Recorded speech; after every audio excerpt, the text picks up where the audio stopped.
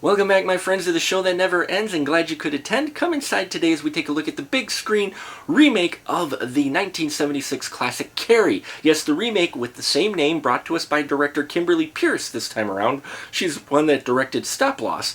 She gives us the story, again, if you're not familiar with it, of Carrie White, a girl who has been abused at home emotionally and psychologically by her very crazy and very religious mother, but she's also abused at school, being picked on by the popular kids, being bullied, just because she's a freak or just weird, okay? But when she learns that she has telekinesis powers, she starts using these powers to turn the tables on those who would abuse her, and after a certain event at the prom, she really unleashes on those who have caused her pain in the past. Let me tell you, folks, the remake I was entertained, okay? I did enjoy it, mostly for the performances of Julianne Moore and Chloe Grace Moretz. Julianne Moore plays Margaret White, Carrie's mother, and Chloe Grace Moretz plays Carrie White, and she does this. I loved her Carrie White in this. She definitely was able to play the mousy role, but also the badass role that we know that Chloe can portray. So the dual personality angle there,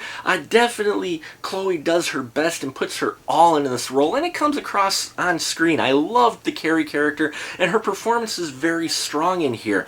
Now, the also strong performance was of Julianne Moore as the crazy religious mother of Carrie. These two had some great chemistry together, and when they fought, you felt the history of abuse and tension between these two whenever they were on screen together. Some great chemistry, and I loved every one of their scenes, and in fact, their scenes helped carry me through this film and keep me interested just because they were such great performances. Now, the rest of the cast of this film are alright. The female characters, all the female characters in Carrie are definitely stronger than the male characters in a number of ways. It's a very female-themed horror film, as you can imagine, with the subject matter, so I really liked that as well. I liked how they kept that from the original, where definitely kind of, female-themed, and the guys are kind of the side note, except for the popular guy who asked Carrie out, but even him, not too much there either.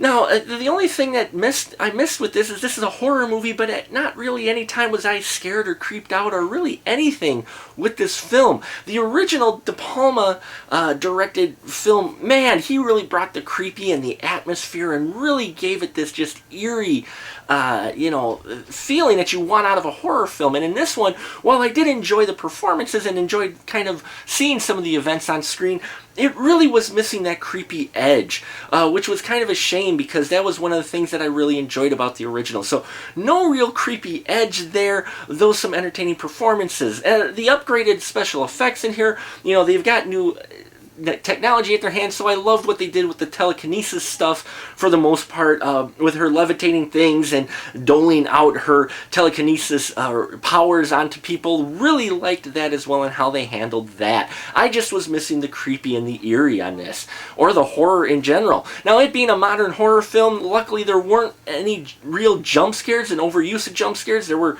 pretty much no jump scares, I think, in this film, which is kind of sad as well because the original did have one jump scare in there that I really gets me every single time I watch it. It involves a grave. I'm not going to spoil it for you, but just say it was missing from this film, which is kind of odd considering it seemed like they were really trying to make a beat-for-beat remake of the original rather than taking the original film and doing something a little bit fresh with it, which I like to see out of remakes. I know I'm hard on remakes, but there are some remakes out there that I liked because they took the same story, but they gave it a little bit of a refresh or modern twist.